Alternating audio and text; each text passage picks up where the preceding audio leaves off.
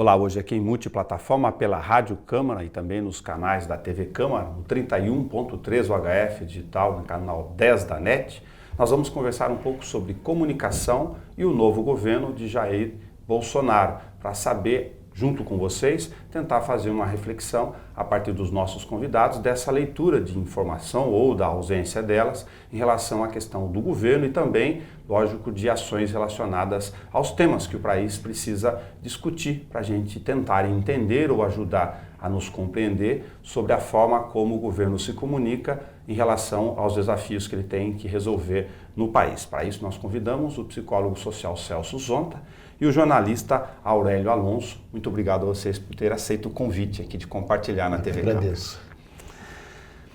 Bom, Aurélio, eu vou pedir para você começar aqui o nosso bate-papo, para a gente poder fazer um ponto de partida.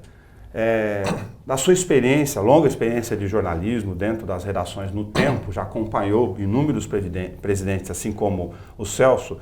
O que você diria sobre o que já foi tentado comentar até agora? A gente tem pouco mais de 6 meses de governo, entre o jeito Bolsonaro de se comunicar, se é um estilo, uma estratégia, se esse perfil faz parte de sua trajetória ou outra coisa, Aurélio.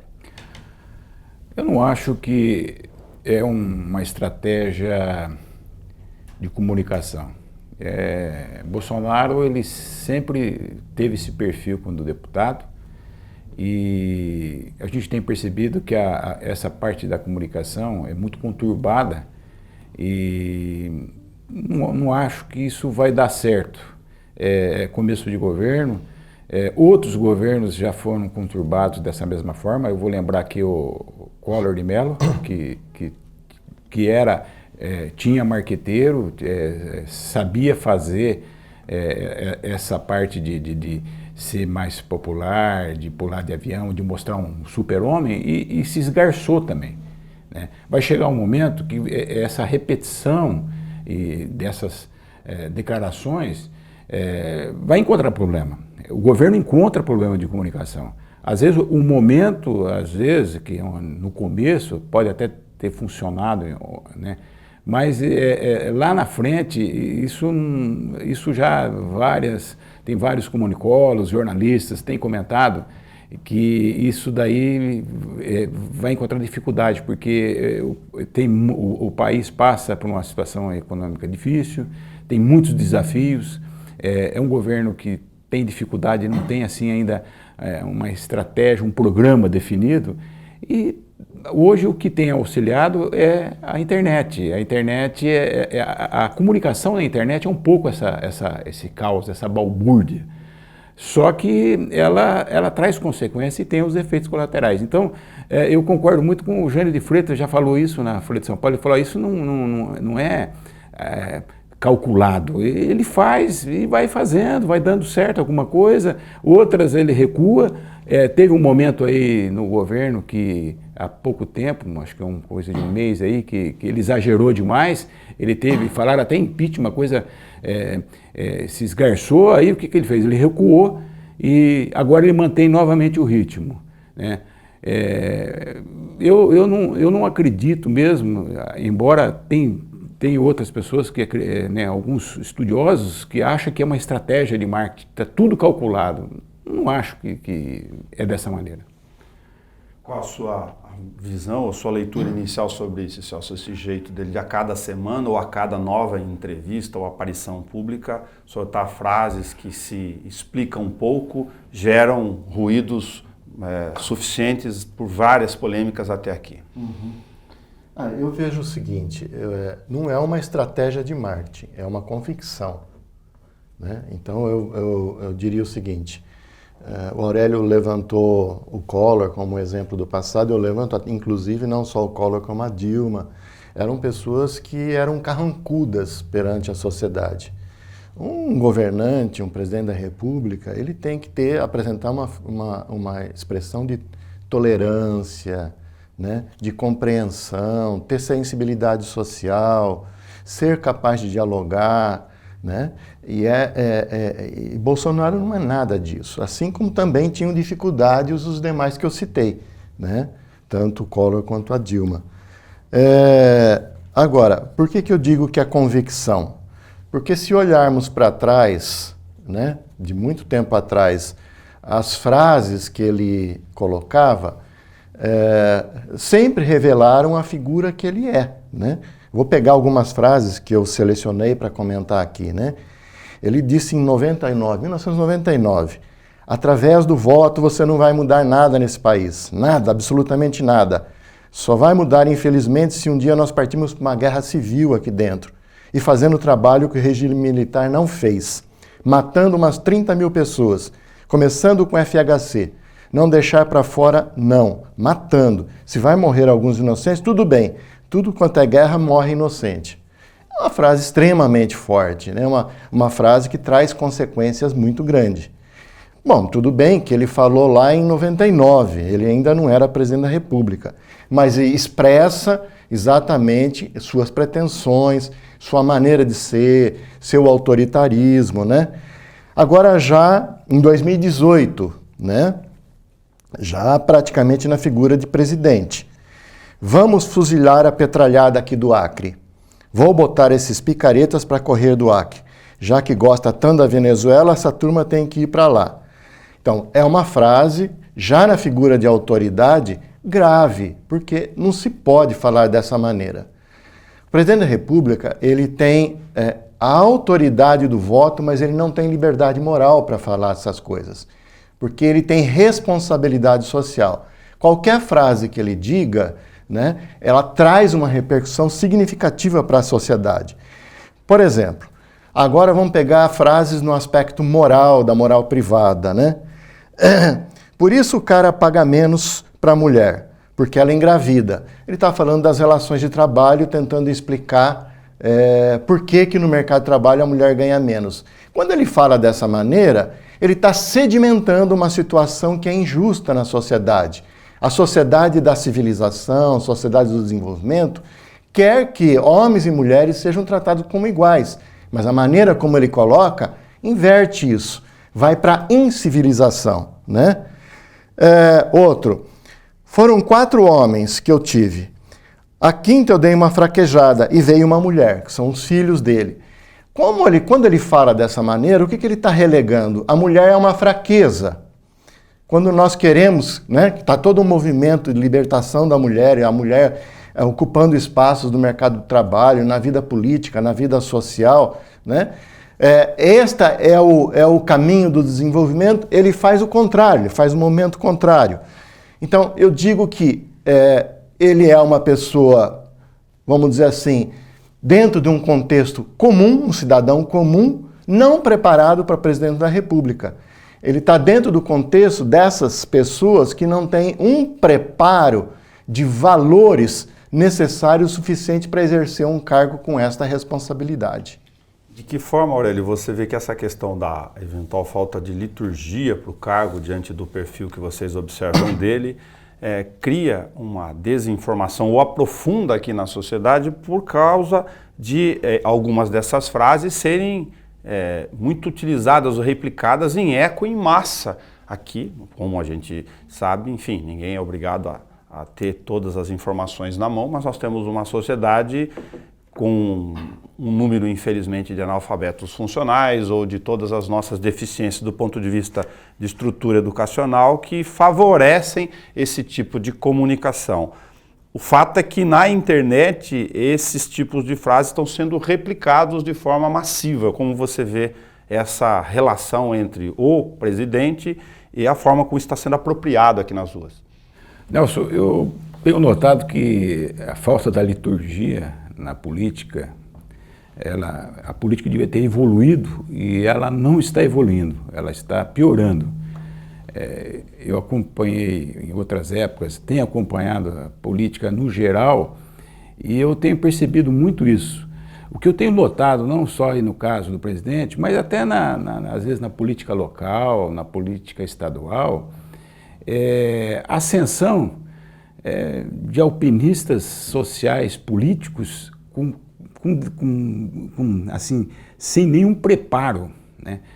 Às vezes você nota aí, e até um certo momento para ser deputado, vereador, às vezes a pessoa tinha um preparo assim, político muito melhor. E eu não estou falando aqui de ter escola, não.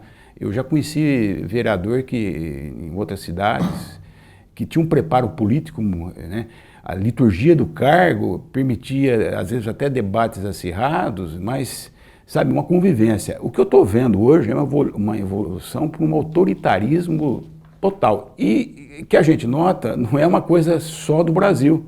Nós temos notado aí que o próprio Estados Unidos mesmo, que é um país, né, de primeiro mundo, que sempre teve lá 2 partidos, teve uma convivência, a gente tem notado que lá também há pouco tempo, até o próprio presidente americano, né, o Trump, deu umas declarações assim contra umas deputadas, né, que não é uma coisa muito comum nos Estados Unidos acontecer. E isso também na Europa e em outros países aí, como no caso da Hungria e outros lugares que já experimentaram uma democracia e agora houve ascensão de totalitários.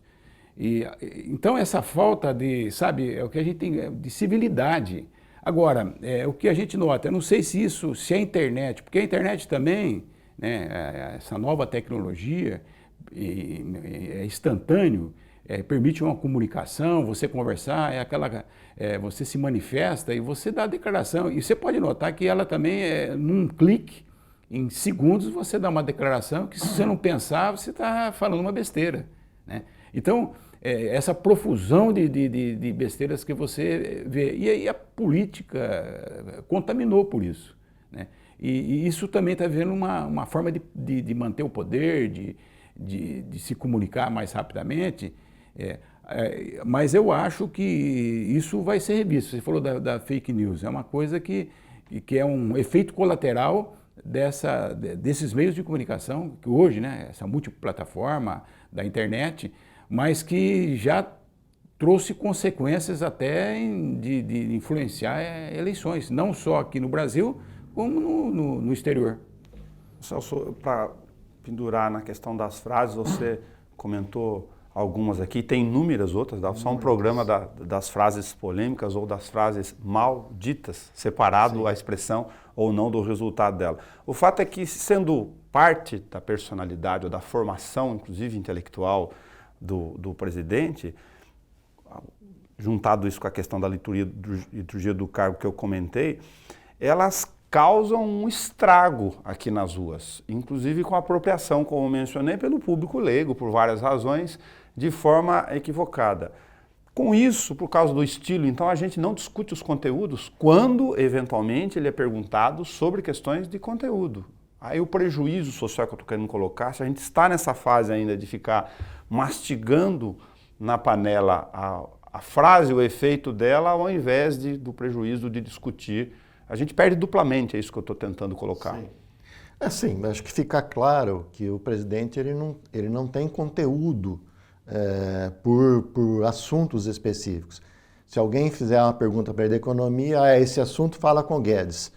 Sobre meio ambiente, esse assunto fala com o ministro do meio ambiente. E assim por diante.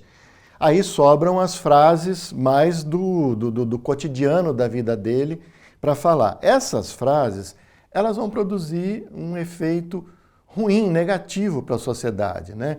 Quer seja quando ele fala contra os gays, quer seja quando ele fala de forma pejorativa contra as mulheres, né? Quando ele fala de uma maneira preconceituosa, vai produzindo sofrimento social, né? E o pior disso tudo é quando ele começa a fazer um questionamento sobre os índices que aí estão na sociedade. Índices que são publicados pelas instituições que têm credibilidade social ao longo dos anos, que foram construídas, como, por exemplo, o IBGE, o INPE e tantos outros institutos no Brasil, e ele diz que em verdade, que são falsos. Aí nós começamos a compreender que essas frases do passado, que têm um perfil autoritário, né, se revelam na situação onde eu não quero esta realidade, então eu vou produzir outra realidade. Então ele está produzindo o que nós chamamos de auto-verdade. O que é a verdade? A verdade é aquilo que eu falo, não aquilo que existe. Tá certo? Isto é um grande problema, junto com a maneira como ele se expressa. Ele não vai fazer um debate nos veículos de comunicação. Ele usa as mídias, porque as mídias ela tem um canal único de comunicação, a não ser ele que se expressa ali, e dispara para a sociedade. Então isso vai produzindo efeitos ruins, negativos. A população acredita no quê? No que eu posso acreditar? Eu vou acreditar no Bolsonaro, que não está havendo queimada na Amazônia, ou é do INPE, onde todos os cientistas e a Europa e todo mundo está dizendo que tem e que isso é grave não só para o Brasil, mas para o mundo como um todo, né? Qual que é a verdade, né? Isso vai produzindo efeitos negativos na sociedade e eu quero crer que essa gravidade vai desembocar nos objetivos que ele tem, que é de construir uma sociedade mais autoritária, monoliticamente falando, aonde a auto-verdade se faz presente. Isto é grave para nós. Eu vou só destacar uma coisa Claro, que você falou que é importante. A maneira como a imprensa, de forma crítica, muitas vezes, que ajuda a disseminar muitas dessas inverdades. A gente tem notado que, principalmente hoje, com muitos portais, ele dá uma declaração assim, estapafúrdia, e às vezes isso dá notícia, e essa forma crítica que é pior ainda. Eu acho que também os meios de comunicação têm que repensar isso daí também, porque vem disseminando isso daí, é uma coisa incrível. Falam coisas assim, estapafúrdias, e não tem uma contextualização disso daí. O que acontece?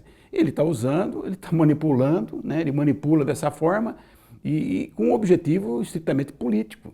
Eu ia comentar sobre isso, para passar no papel da imprensa, então, como ela fazer o filtro do lado de cá dessa estratégia, se esse conteúdo está posto, e assim será, por uma série de razões que a gente já comentou, de estilo e do próprio histórico do presidente, se ele não tiver o aprendizado natural da liturgia do caso, qual é o papel da imprensa de fazer esse filtro? Porque tanto quanto a frase, ela vira manchete e a gente não discute o conteúdo. Mas então vamos interpretar os dados do INPE, vamos pegar os mapas, fazer as informações que são necessárias, falar com especialistas para discutir o que importa. Se a imprensa está cumprindo esse papel ou está caindo, eventualmente, no erro, estou falando como jornalista aqui, que você fica muito mais instigado no conteúdo do sangue da frase do que discutir o tema. Eu acho que são as duas coisas, mas eu vejo que tem um aspecto político muito importante que faz a mediação desses fenômenos, que é o contexto histórico, né? O Brasil está sob trauma político, né? Houve um impeachment, tem um ex-presidente preso, nós temos uma situação grave política entre o judiciário, o legislativo e o executivo. Parece que as coisas não estão devidamente articuladas e a sociedade está se sentindo muito fragilizada em relação a isso. A avaliação que se tem, né, que o sistema que fez o impeachment, o sistema que foi, de uma certa forma, uma articulação política entre o legislativo e de uma certa forma, as elites econômicas, né, consentida pela imprensa, agora vê que se formos transformarmos e radicalizarmos para colocar o presidente numa postura razoável, né, vai produzir outro efeito negativo para a sociedade. Então, parece que a compreensão é que a sociedade não aguentaria, o Brasil não aguentaria mais um outro trauma. Entretanto, o que nós estamos percebendo entre um outro trauma e todas essas consequências dessas frases que estão sendo produzidas na sociedade, nós já estamos colocando pontos de interrogação sobre qual seria o melhor caminho a se ter, né? Eu particularmente tenho uma opinião muito clara sobre isso, mas eu não estou representando a minha opinião nesse momento. Eu estou dizendo o seguinte, a sociedade está com essa indagação nesse momento, entre um desgaste político, econômico, social, psicológico de um lado, né? E por um outro lado, a manutenção do sistema para que se possa, dali para frente, procurar se desenvolver econômica e socialmente. Esse é o grande dilema que nós temos hoje, por conta dessa maneira como o presidente vem se manifestando. E aí eu fico me perguntando, o que ele é? Ele seria uma pessoa, um sociopata, alguém que tem desequilíbrio psicológico, ou é uma pessoa perversa? Parece-me que há uma insensibilidade social significativa, porque na medida em que ele diz que, olha, é mentira que não haja incêndios na Amazônia, ele está trazendo como consequência uma série de questões graves que podem produzir problemas para os fiscais do IBAMA, problemas para a sociedade, problemas para a economia, problemas para muita gente. Então, essa insensibilidade em dizer a mentira, né, e que ele possa se beneficiar dessa mentira, traz consequências sociais graves. Há uma insensibilidade significativa aí. Olha, a partir de Brasília, do que você tem lido ou assistido ou ouvido, a imprensa tem conseguido fazer esse filtro entre... a gente está instigado o tempo todo, vou lembrar aqui, a olhar para a frase boa, a frase que chama a atenção, mas neste caso estamos falando da leitura da imprensa, de exercer ou não o seu papel ou de provocar novas frases, que é o que ele também tem dito nas entrevistas, e aí o bolsonarismo repete isso, enfim, eu cutuco porque sei que vou receber uma frase boa para a minha manchete de hoje. Enquanto isso, discuto ou não o problema? Olha, a imprensa tem parcela de culpa em muita coisa que aconteceu no país. Ela apoiou, eu vou dar um exemplo da Lava Jato, que agora com a Vaza Jato, que eles falam, né? O vazamento dessas declarações, né? No Twitter, aí, no WhatsApp. Telegram, no WhatsApp, dos procuradores, todo mundo estava mais do que nítido, né, que ali era uma coisa parcial. Mas o que a imprensa fez? A imprensa apoiou de forma crítica, rendeu muita manchete e praticamente a classe política foi varrida com isso. Agora está vindo à tona que havia aí um procurador que era o mesmo que investigava as palestras, né, do ex-presidente, que entendia que ali era uma lavagem de dinheiro, e ele também estava buscando o mesmo objetivo, né? E isso ficou muito claro, né? E o pior, né? E foi um jornalista norte-americano que investigou e que descobriu, não foi a imprensa brasileira. Depois veio a reboque, né? Claro, tem alguns jornalistas mais críticos que tinham levantado essa questão e já estavam enxergando isso, né? Então, a cobertura política é uma cobertura virou uma cobertura de espetáculo, né? É alguns minutos, uma declaração, o declaratório que a gente fala, né?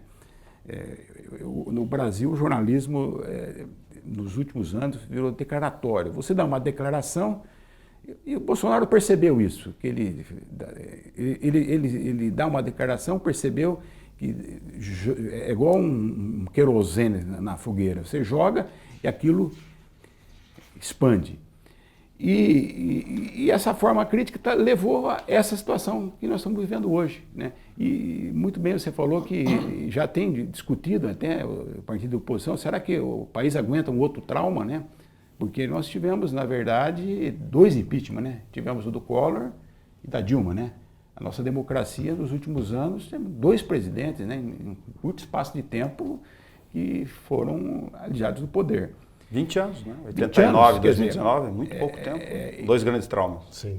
E a gente tem uma discussão também, né? Os freios e contrapesos, né?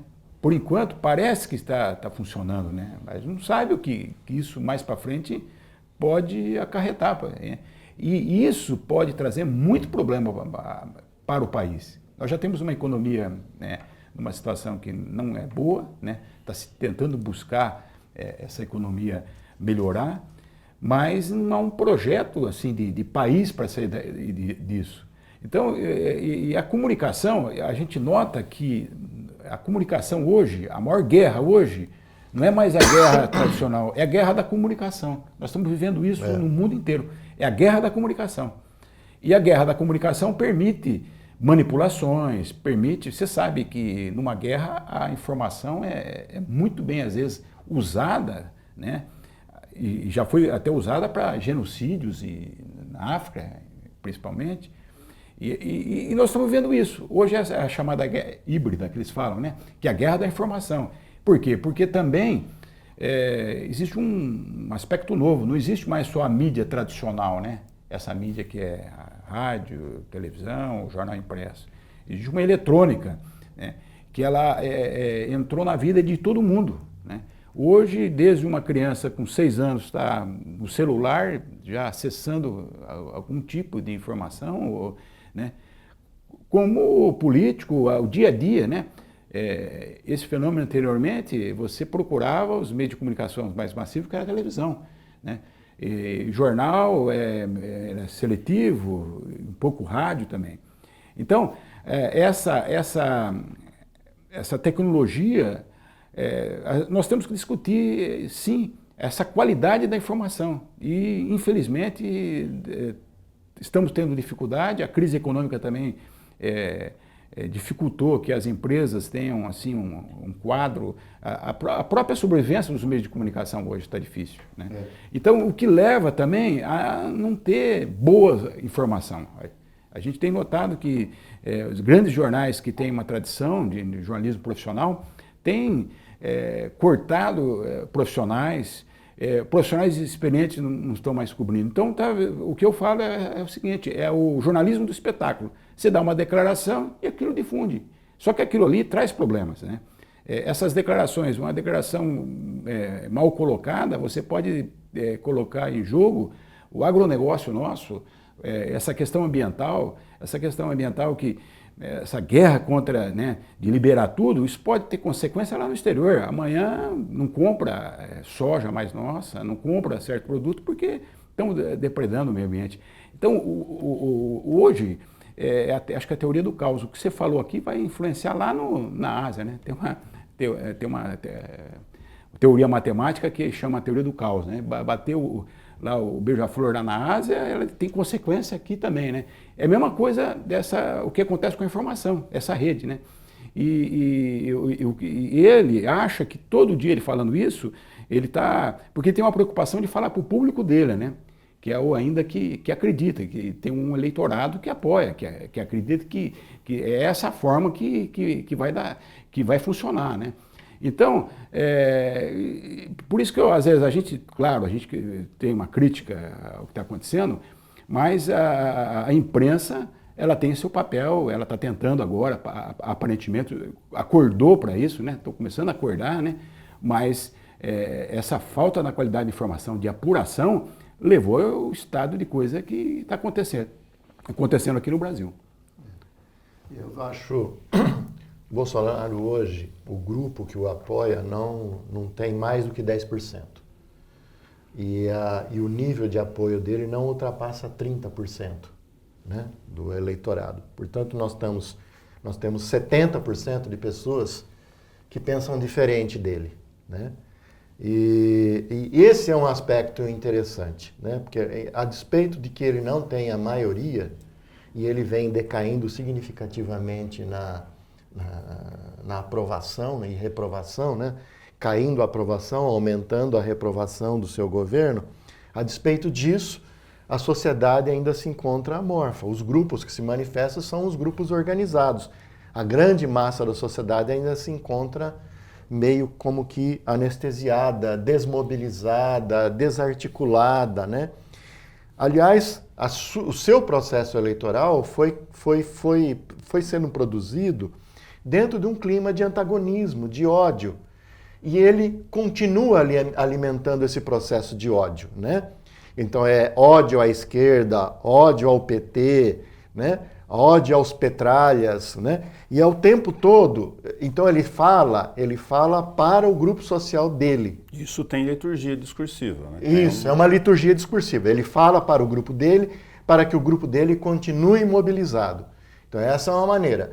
Esse é um aspecto. O segundo aspecto é o aspecto da autoverdade, porque quando você pretende dominar uma sociedade, né, você vai produzindo, querendo criar autoverdades, para que elas se transformem em verdades disseminadas, como se fossem verdades disseminadas.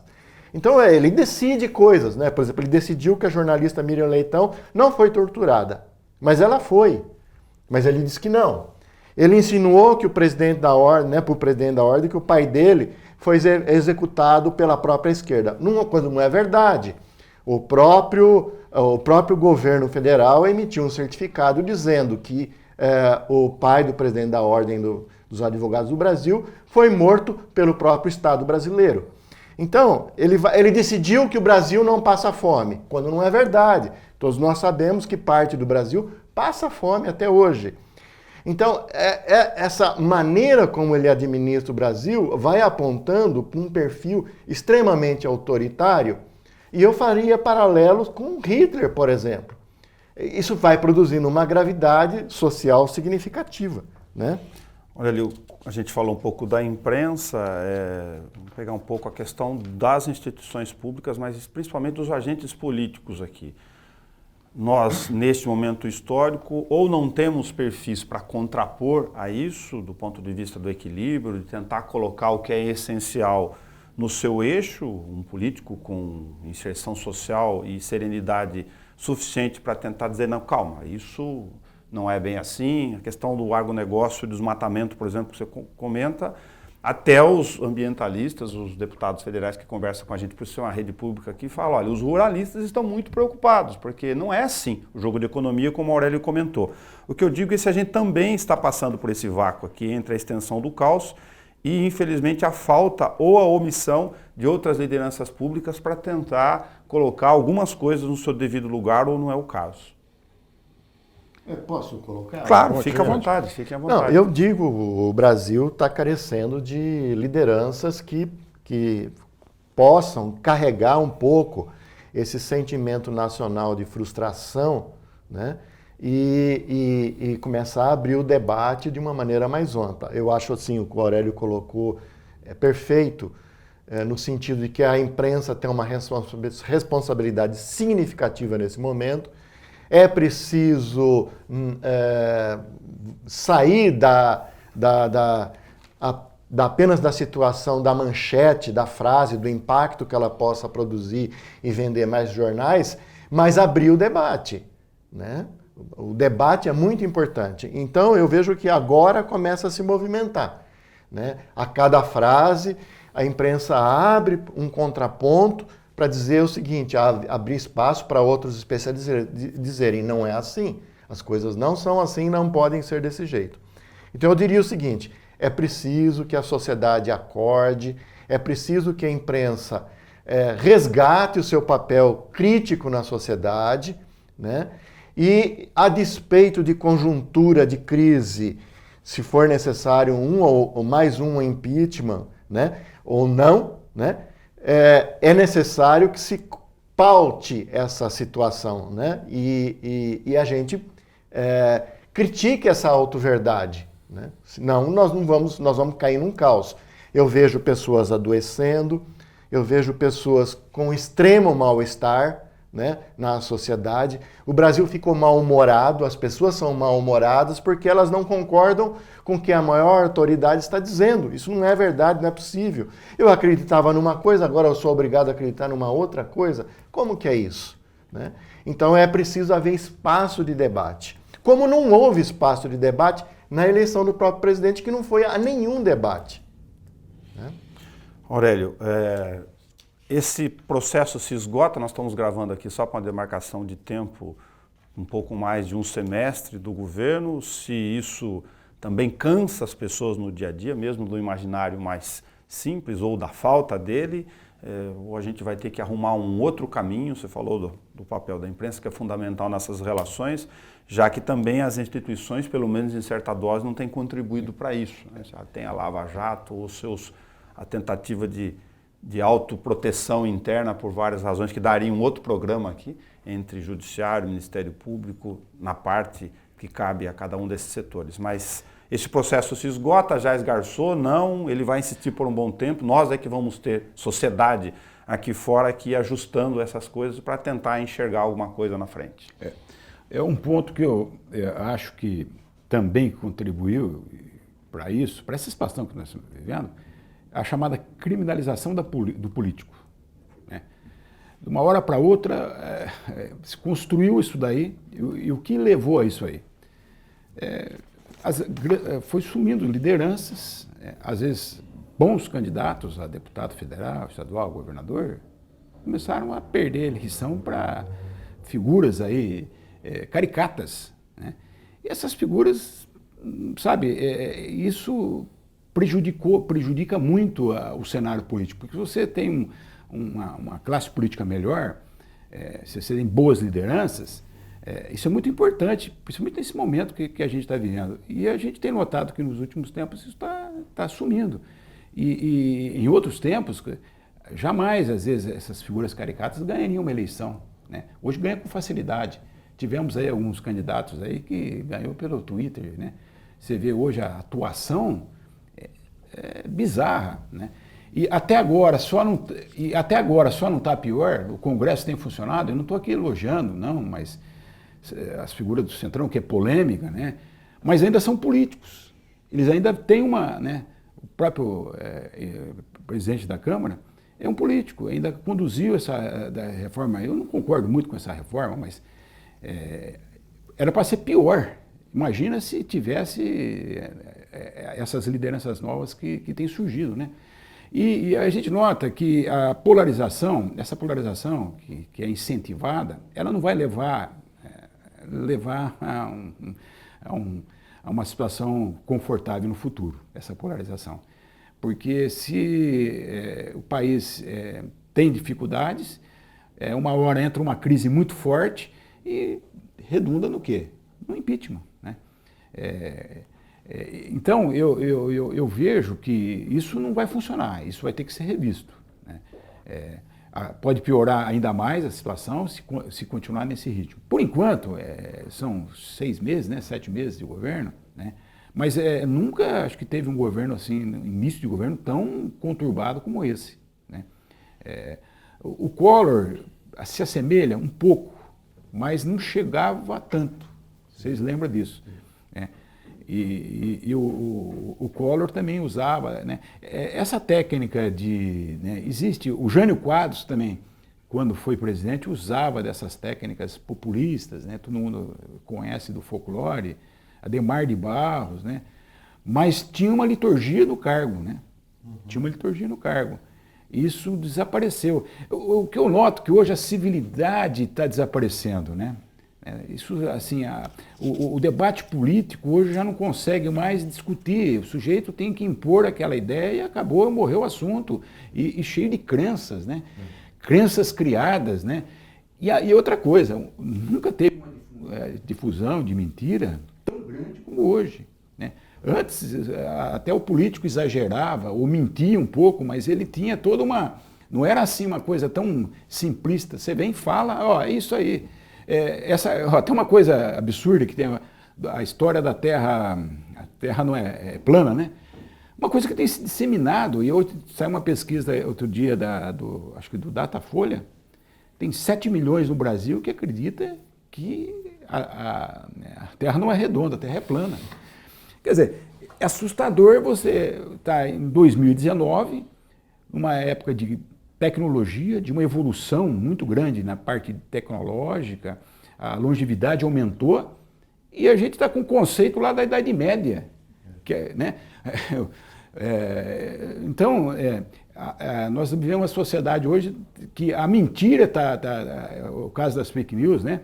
E essa manipulação cresceu demais, é uma coisa assustadora. E o mais interessante, mesmo você tendo conhecimento, muitas vezes a gente cai nisso. Aí você abre, às vezes, você acredita em algumas coisas, porque é tão bem montada essa manipulação, é tão rápido isso daí, e está levando a essa situação.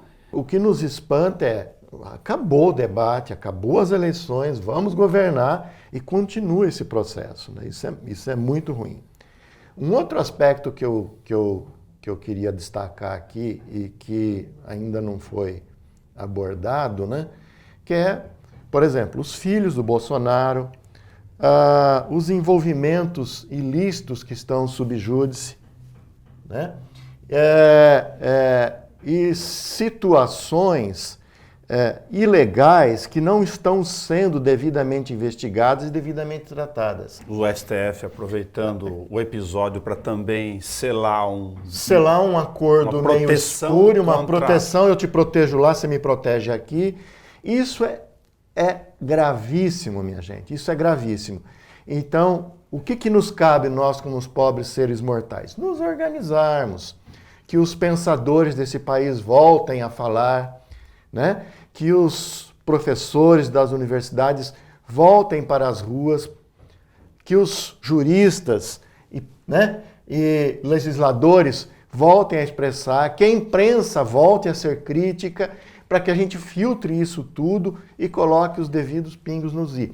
Sem pressão social, nós estaremos à mercê desse processo de manipulação entre os senhores que têm poder nesse país.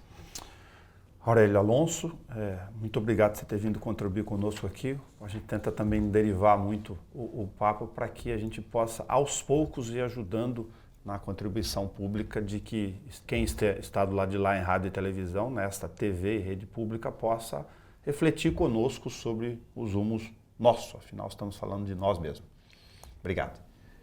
Muito obrigado pelo convite, espero ter contribuído, porque é um assunto assim, muito difícil para você avaliar, né, pensar, e a gente sabe que já tem várias pesquisas, já tem vários comunicólogos que já têm abordado, mas esse é um fenômeno novo. E toda novidade é assim, vai demorar um pouco para a gente entender esse processo histórico que o país está atravessando.